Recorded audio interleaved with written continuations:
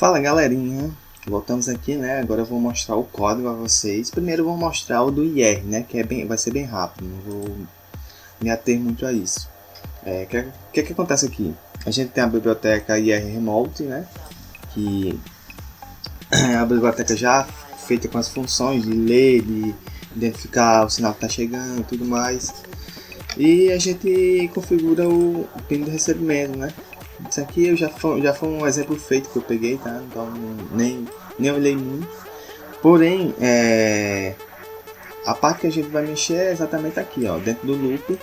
A gente recebe, se tiver alguma coisa, se existir algum valor sendo recebido, ele vai entrar aqui dentro, tá?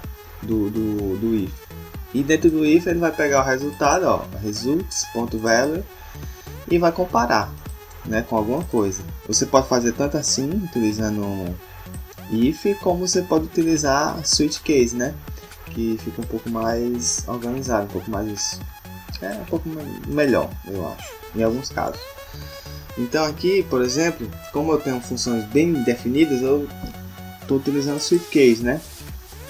Então, quando eu aperto em algum botão do meu controle remoto, aquele sensor de infravermelho ele recebe um hexadecimal que também pode ser entendido como um número, né, como um long. Nesse caso eu estou comparando como long, tá? Então, quando eu apertar determinado botão ele me dá um número, quando eu apertar outro ele me dá outro totalmente diferente. Então, é baseado nesses números que eu vou fazer as minhas funções. Então, aqui nesse caso, ó, eu coloquei isso aqui para o botão para ligar solenoide. Então, quando eu apertar esse botão, ele dá um digital write 10 e liga a solenoide. Aqui é low, por quê? Porque o meu módulo, né, isso aqui é outra coisa muito importante de falar, o meu módulo está funcionando ao contrário, então ele está ativando com nível baixo. Então, quando eu ligo meu módulo e meu sistema todo, eu já ligo todos os pinos do meu módulo relé.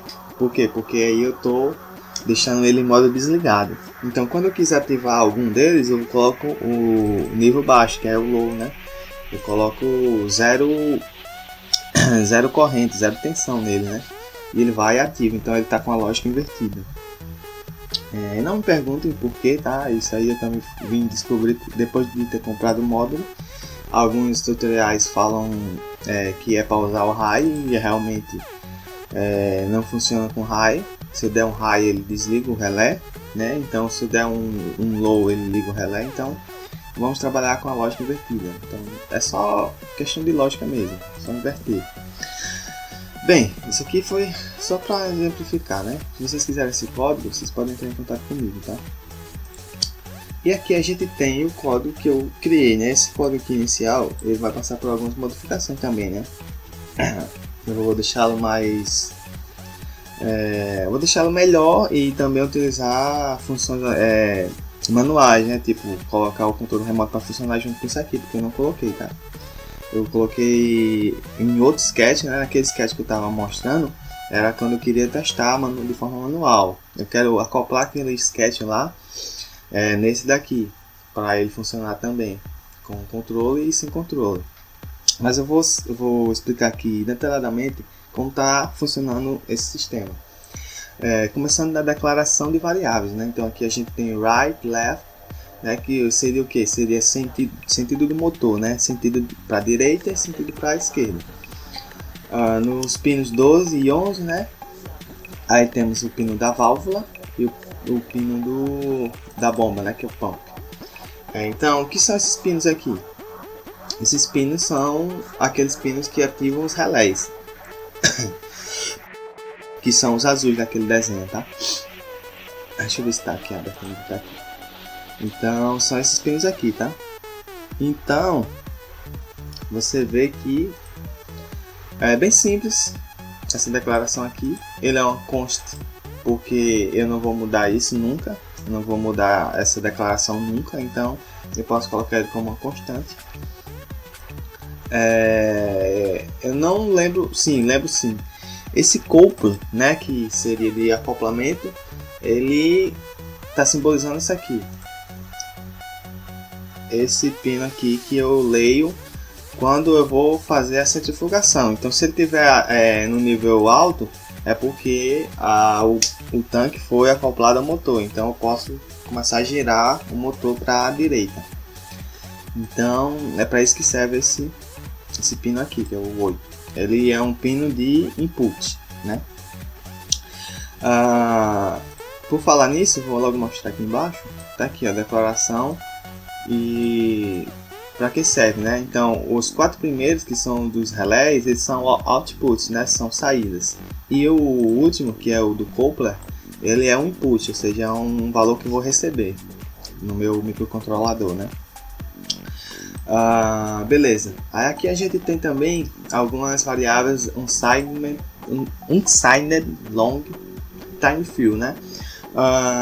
E várias outras. Então, para que serve isso aqui? Isso aqui é o tempo, exatamente o tempo que eu vou deixar em cada fase da lavagem. Então, tempo de preenchimento do tanque. Então, aqui eu coloquei aqui 630 mil milissegundos. Então, é equivalente a 10 minutos e meio. Então, esses tempos aqui foram conseguidos através de testes. Então, eu ligava lá a solenoide manualmente, tá? Utilizando o controle, né? E verificar quanto tempo ela demorava para encher até um valor ótimo, né? Então, eu testei 3 níveis, tá? Mínimo, médio e máximo, né? Então, tentei fazer aí como se fosse um sistema real, né? Que depois eu vou utilizar também essas outras métricas, mas por enquanto eu só estou utilizando o médio, né? Que levou esse tempo aqui.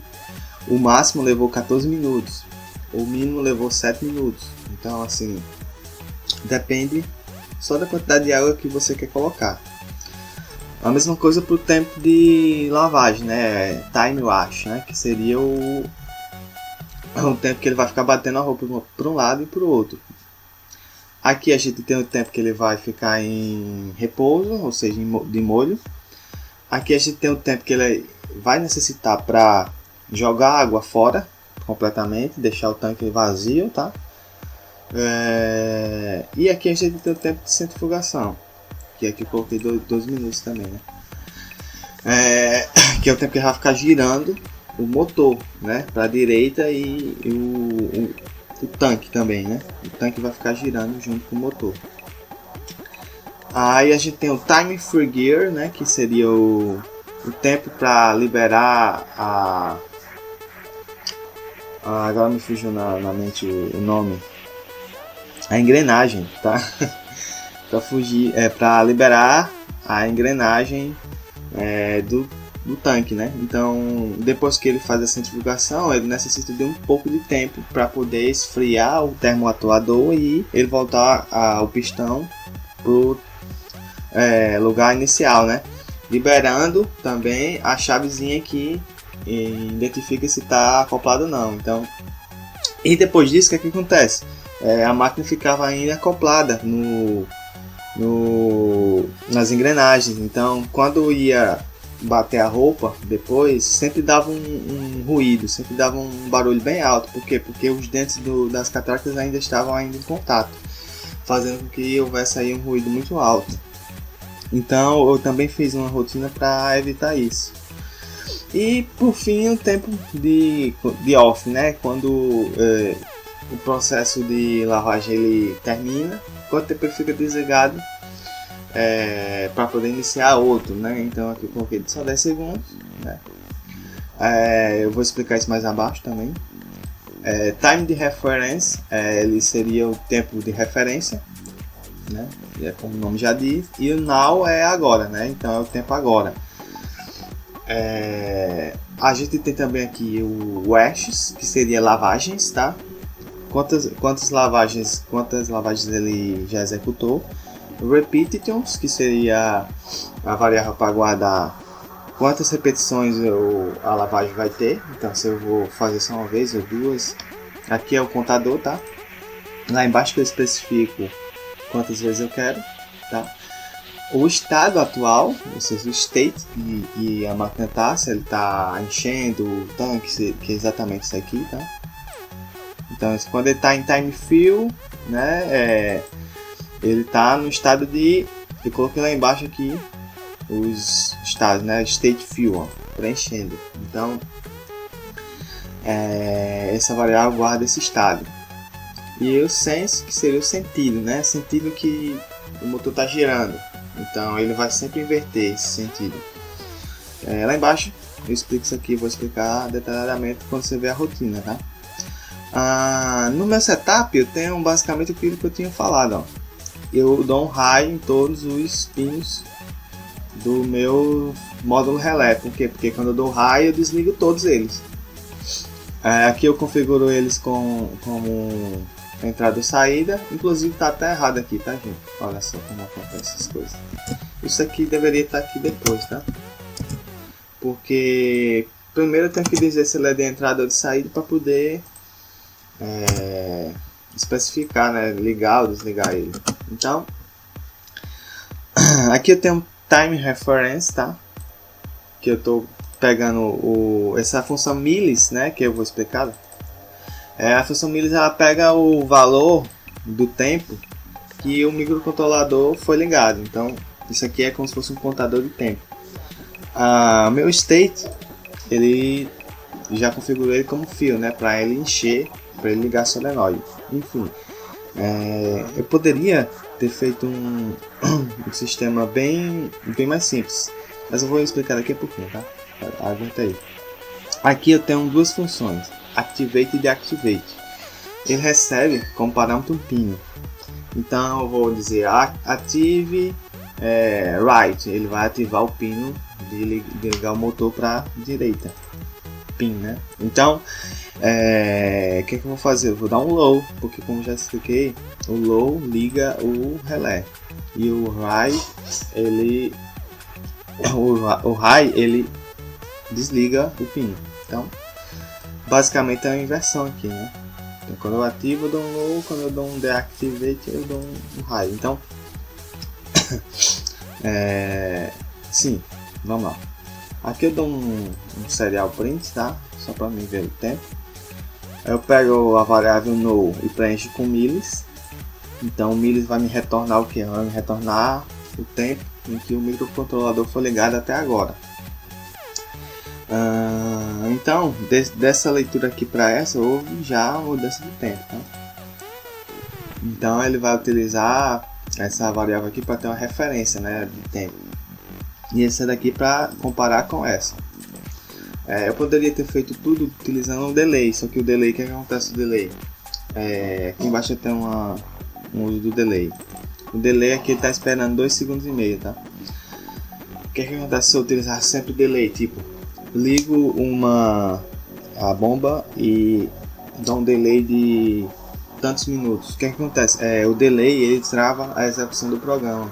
Então esse loop aqui ele fica girando eternamente, tá? Para sempre. Então quando eu dou um delay é como se eu estivesse parando a execução dele e esperando um determinado tempo. Então se eu espero minutos, então a minha programação está travada ali minutos. Então vai passar minutos travada naquele mesmo ponto. Então quando ele passar o tempo, ele continua. Aí talvez dê uma volta e pare de novo no mesmo lugar. Isso não é ideal, porque, por exemplo, eu estou querendo utilizar a leitura de infravermelho. Então não tem como fazer dessa forma, porque vai ficar parado, não tem como utilizar a função de leitura, como tinha mostrado aqui. Não tem como utilizar essa função aqui no loop, porque vai ficar travado. Ou seja, só vou conseguir passar por aqui algumas vezes, né? Não vou o tempo inteiro. Então não vou poder dar comandos o tempo inteiro.